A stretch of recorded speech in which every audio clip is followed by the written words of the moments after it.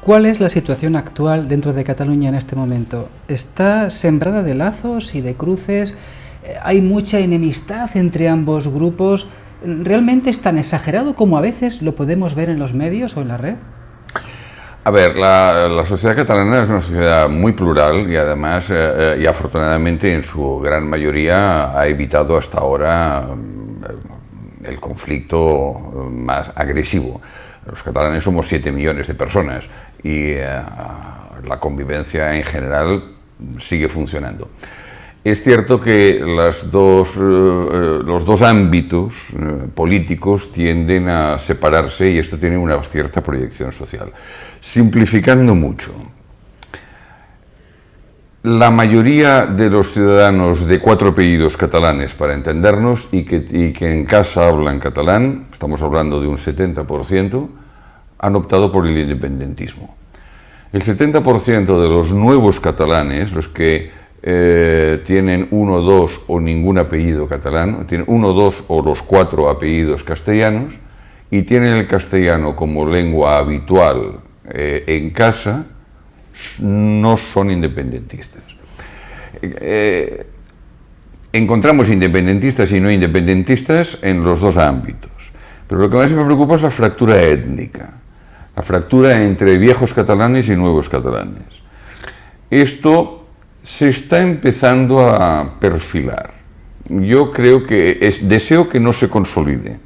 Sería una muy mala noticia que esto se acabara consolidando, porque entonces iríamos a un escenario como el de Irlanda del Norte, sin armas, o como el del País Vasco, sin armas. Cataluña nunca había sido así. Por tanto, sería una desgracia que el proceso independentista nos abocara a este escenario. Yo quiero creer que esto se acabará superando, pero necesitamos tiempo. Yo creo que se conseguirá la solución política, que será una solución de tercera vía, ni independentismo ni inmovilismo, por tanto, se abrirá paso la reforma constitucional y estatutaria, pero tardará tiempo. Yo calculo que entre 5 y 10 años. El problema va a ser la fractura social. Tardará bastante más en superarse. Estamos hablando de 15 o 20 años. Pero la buena noticia es que, y esto lo he experimentado yo personalmente, se están ya restableciendo relaciones personales que antes se habían roto o deteriorado. Yo el año pasado, en plena crisis, entre septiembre y octubre, perdí 3 buenos amigos independentistas. Bueno, la buena noticia es que nos hemos vuelto a ver, hemos restablecido relaciones y no tocamos mucho el tema, y si lo tocamos lo hacemos de forma muy cordial, sabemos lo que pensamos, pero la relación personal se ha restablecido. Esto está empezando a pasar en Cataluña, por tanto esto es una buena señal. Pero los políticos no ayudan y las redes sociales menos. El conflicto de las cruces amarillas y de los lazos amarillos y de los que las arrancan, afortunadamente es minoritario, pero existe. No quiero minusvalorarlo. Las cruces y los lazos son los sectores más activistas del movimiento independentista, lo que ellos llaman los CDR, los Comités de Defensa de la República. En su mayoría miembros de la CUP, por tanto estamos hablando de sectores muy radicalizados. Pero ha surgido en contrapartida un grupo que se dedica a arrancar estos lazos, lo cual no me parece una buena idea, ni lo uno ni lo otro, ni ponerlos ni arrancarlos, que están en la órbita de este extraño movimiento que se llama Tabarnia, este invento, puesto que en Barcelona y en en la mayor parte de la provincia de Barcelona y en la mayor parte de la provincia de Tarragona, los independentistas tienen los peores resultados. Por lo tanto, en la Gran Barcelona y en Tarragona capital, los independentistas tienen pocos resultados. De ahí la ocurrencia de Tabarnia, una nueva región antiindependentista. Bueno, los sectores, digamos, más españolistas en Cataluña están alentando este movimiento que se dedica a arrancar lazos amarillos y cruces. No me gustan las cruces y los lazos amarillos, pero, a ver, yo pondría la siguiente condición: no en el espacio público. Es decir, si uno en el balcón de su casa quiere poner un lazo amarillo, no tengo el menor inconveniente. Pero en el ayuntamiento no, por favor. No, esto es inadmisible. O en las rotondas de las entradas de los pueblos. Esto no es admisible. No es admisible porque eso es un espacio público. ¿Qué diríamos si en un ayuntamiento, aunque el comunismo ya no está de moda, una formación comunista obtuviera la mayoría absoluta y plantara la bandera roja con la hoz y el martillo? Por ejemplo, a la entrada del pueblo o en la fachada del ayuntamiento. Esto provocaría un escándalo monumental. Bueno, en cambio, en Cataluña, la estelada, la bandera independentista, ondea en muchos balcones del ayuntamiento. Cada vez menos porque ya empieza a haber sanciones administrativas y procesos judiciales, cada vez menos. Pero hasta ahora ha sido así. Por tanto, insisto, que en el balcón de su casa uno quiera poner un lazo amarillo o una estelada, eso es libertad de expresión. Pero en un espacio público no, por favor. Esto no puede ser. Y parece que ahora lo están entendiendo. Lo que ocurre es que la judicialización no resolverá el problema. A ver, yo creo, ¿por qué el conflicto va a durar mucho tiempo? ¿Qué tienen los independentistas? Porque su proyecto ha fracasado. El proyecto de la ruptura unilateral ha fracasado rotundamente. Y en el fondo lo saben, pero no lo pueden decir. ¿Qué tienen? Los encarcelados y los huidos, que ellos llaman presos políticos y exiliados. Solo tienen esto. Pero esto les da una fuerza social enorme, porque suscita una emoción extraordinaria. Estos 2 millones de catalanes que han votado, y creo que seguirán votando a los partidos independentistas, lo hacen por solidaridad con lo que ellos creen que son sus héroes y sus mártires. Por tanto, han conseguido convertir en un mito a un político irresponsable como Puigdemont. A un político, por cierto, de pésima calidad. Y lo han convertido en un mito. Desde mi punto de vista, incomprensible. Pero todo se explica por la respuesta judicial. Y los tiempos judiciales no son los tiempos políticos. La justicia es lenta y tiene un calendario distinto del político. Por tanto, mientras no se cierren los procedimientos judiciales, será imposible resolver el conflicto político. Imposible. Por tanto, primero habrá que esperar a la sentencia del Tribunal Supremo. Probablemente los juicios serán a principios del año que viene y en 2 o 3 meses, para en primavera, podríamos tener sentencia. Mi previsión es que las sentencias serán duras. Especulo. Puedo equivocarme. Creo que el Tribunal Supremo no los condenará por rebelión, sino por sedición. La pena de rebelión son 30 años, la de sedición son 15. 15 años son muchos años, no es poco. Por lo tanto, la sentencia será severa. A partir de ahí, a partir de las sentencias, que naturalmente serán recurridas ante el Constitucional, pero el Constitucional no creo que las modifique, atención, el asunto acabará en Europa. Es seguro que habrá recurso a Estrasburgo. Por tanto, es muy importante que la sentencia del Supremo y del Constitucional, las sentencias, estén muy bien hechas desde el punto de vista técnico. Han de ser impecables, porque, insisto, acabarán en Estrasburgo. Estrasburgo va a tener la última palabra. Por tanto, para evitar el desprestigio de España, es fundamental que las sentencias estén muy bien fundamentadas. Tenemos unos muy buenos jueces profesionales y quiero creer que la sentencia, aunque previsiblemente sea dura, será técnicamente impecable.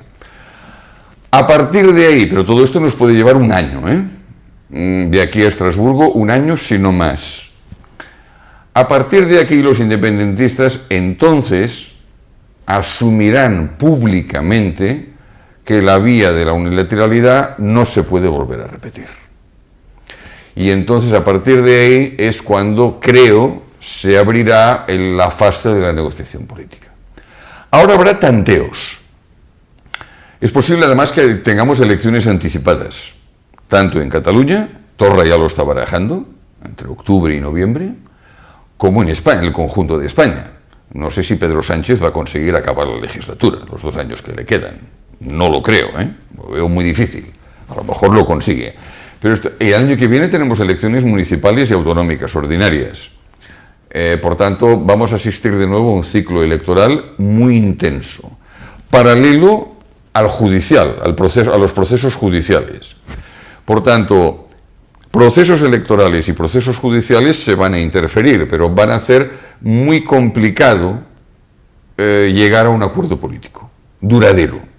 Por tanto, yo creo que el acuerdo político duradero llegará después de todo esto, cuando se cierren los procedimientos judiciales y cuando acaben los procesos electorales que se van a abrir en estos 2 próximos años. Por eso antes le dije que creo que a medio-largo plazo soy relativamente optimista. Creo que se llegará a una fórmula política, más o menos federal. No soy tan optimista a corto o medio plazo con relación a la herida social. Creo que también se acabará cerrando, pero eso nos llevará más tiempo. Y nos llevará más tiempo porque se ha generado entre algunos sectores muy mal clima, que costará reconducir. Esta incomunicación, estas peleas entre familiares y amigos que ahora se han reducido, costará superar. Los procesos sociales son más lentos que los políticos. Pero en fin, van paralelos. Pero ya le digo que de momento, a mi juicio, está todo bloqueado por los procedimientos judiciales y por los procesos electorales que vamos a tener en los próximos 2 años. Don Cesario, llegado a este punto, quería preguntarle ¿en qué se diferencia el nacionalismo catalán de otros nacionalismos que hemos conocido en la historia europea? Vamos a ver, el asunto es amplísimo y difícil de resumir, pero antes quisiera hacer la siguiente consideración. La tremenda crisis económica del 2008, que ha sido especialmente devastadora para el sur de Europa, ha alentado los populismos anti-Bruselas y los nacionalismos. En este sentido, el repliegue nacionalista es una respuesta esquemática a los problemas de hoy. La globalización y la europeización tienen pros y contras, y una parte de la población no entiende, no ve los beneficios ni de la globalización ni de la europeización. Por tanto, muchos ciudadanos europeos están votando por opciones populistas, xenófobas, antieuropeas. Hay quien sostiene, y en parte es verdad, que el movimiento independentista catalán podría ser encasillado en esta ola de movimientos de protesta. Es decir, la crisis del 2008 no lo explica todo, no explica el movimiento independentista catalán, pero ha facilitado su desarrollo. Es decir, muchos ciudadanos catalanes se han sumado a esta ola para expresar su insatisfacción, no solo contra Rajoy, sino también contra su situación económica y social. La crisis, por tanto, del 2008 ha provocado una sensación de inseguridad, de miedo, muy fácil de explotar por parte de élites populistas o nacionalistas, y en el caso de Cataluña, el rechazo del gobierno Rajoy y la inquietud provocada por la crisis del 2008 tiene bastante que ver.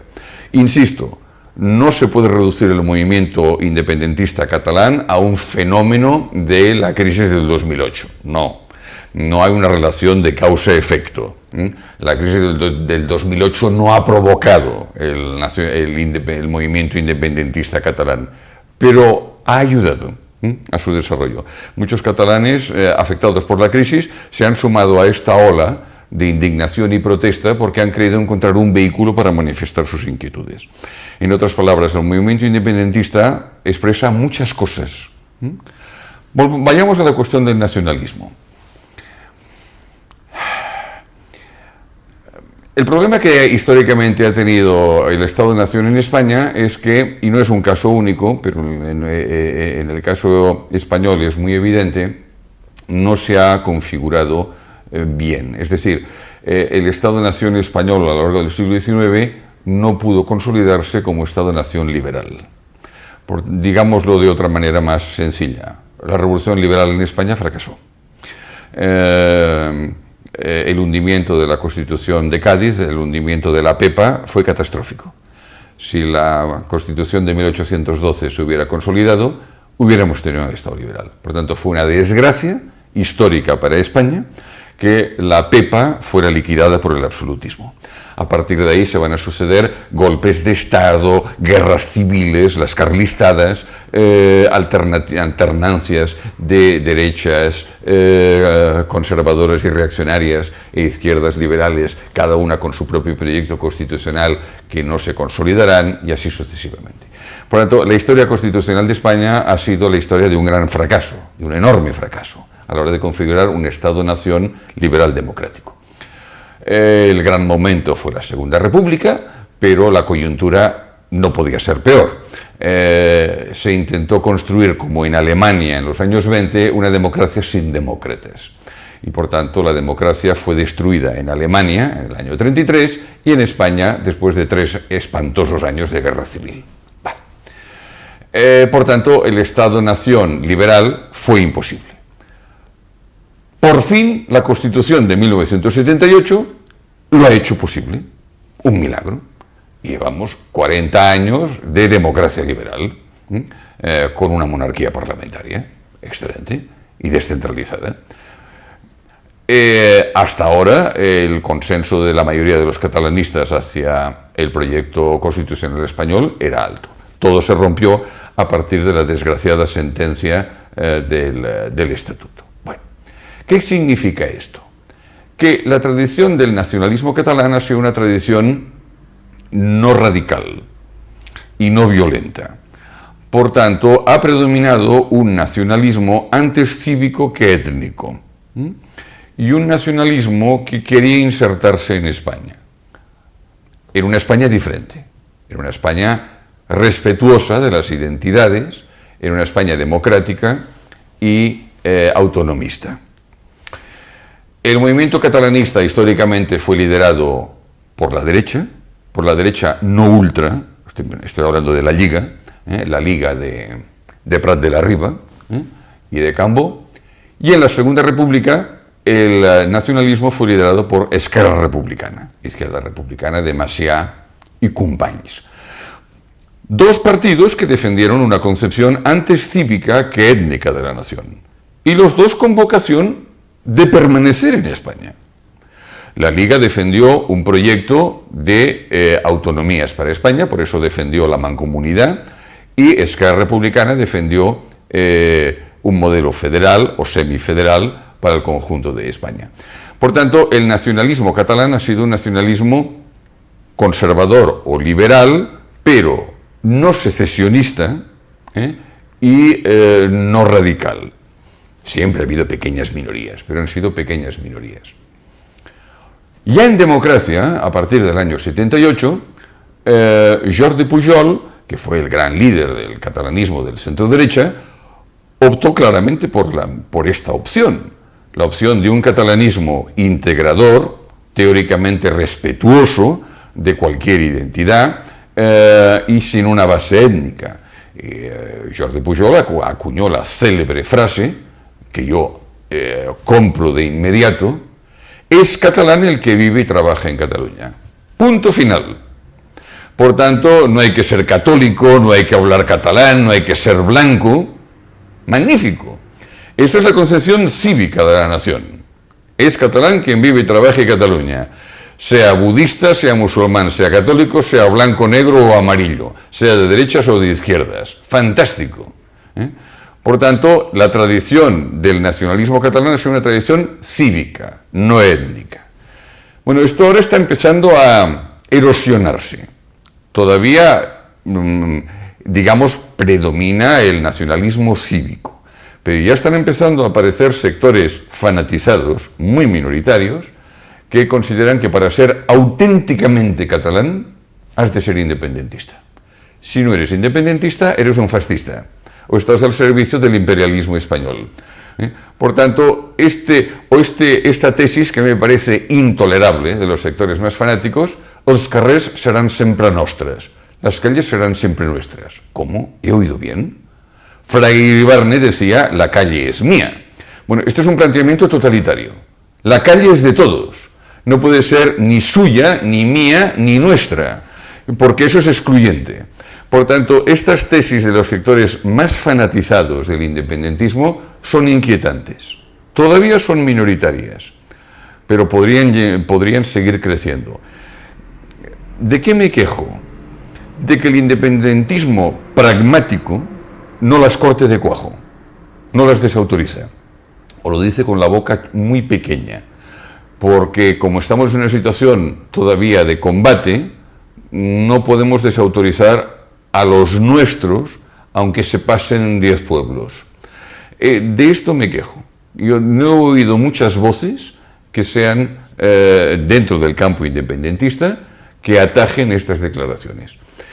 Cuando se formó el gobierno Torra, salieron a la luz algunos de sus escritos impresentables, escritos claramente xenófobos y racistas. Bueno, apenas escuchamos voces en el mundo independentista que criticaran textos claramente fascistoides.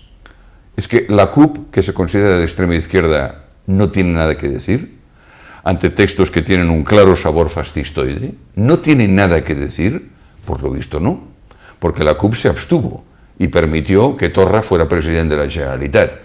Con lo cual su carácter de partido de extrema izquierda yo lo pongo cada vez más en entredicho. El independentismo últimamente también ha intentado elaborar una nueva teoría, que yo me creeré cuando ocurra lo que le voy a decir ahora. Los de la CUP dicen, nosotros no somos nacionalistas, somos independentistas. Yo me creeré ese programa cuando oiga a un dirigente de la CUP decir que él quiere un Estado catalán independiente plurinacional, en el que cada catalán pueda sentirse de la nación que le dé la gana. ¿Hemos escuchado alguna vez esta frase? No, inimaginable. Ellos siguen manteniendo la vieja tesis de un sol poble, un solo pueblo, una sola nación. Quieren construir un artefacto tan antiguo como el Estado-nación. Por tanto, la CUP, que se considera muy revolucionaria, está defendiendo un modelo de Estado del siglo XIX, el de la nación monoétnica. Por eso no es verdad que no sean nacionalistas. Claro que lo son nacionalistas. No son nacionalistas racistas, no son nacionalistas excluyentes, tampoco, pero son nacionalistas. ¿El nacionalismo qué significa, por muy cívico que sea? Que yo he de manifestar mi solidaridad primaria a lo que considero los míos. Por tanto, yo me he de solidarizar con Artur Mas y no para seguir con políticos y no con Gaspar Llamazares. ¿Por qué? Porque Artur Mas es catalán. No lo entiendo. Es decir, y en cambio Gaspar Llamazares no es catalán. Si esa es la razón, usted es nacionalista. Por tanto, el argumento de los nacionalistas es que hemos de ir todos juntos, porque el gran objetivo es la independencia. Cuando tengamos la independencia, entonces ya nos dividiremos por razones ideológicas. Pero el razonamiento es nacionalista. Por tanto, no me creo el discurso de la CUP, que dice no somos nacionalistas, somos independentistas, porque no he escuchado lo que le acabo de decir. Cuando un dirigente de la CUP me diga que quiere una Cataluña plurinacional, entonces le creeré. Entonces le diré, cierto, no eres nacionalista. Pero este discurso no lo he escuchado y no lo escucharé.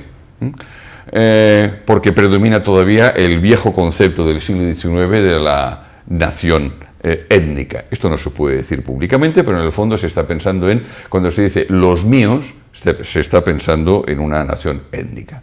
Cuando la CUP dice el pueblo de Cataluña, ¿en quién está pensando? En los 2 millones de independentistas. Los demás no existimos. El mundo no independentista no existe para ellos. Toman la parte por el todo. Este es otro error típico del nacionalismo, de esta miopía política.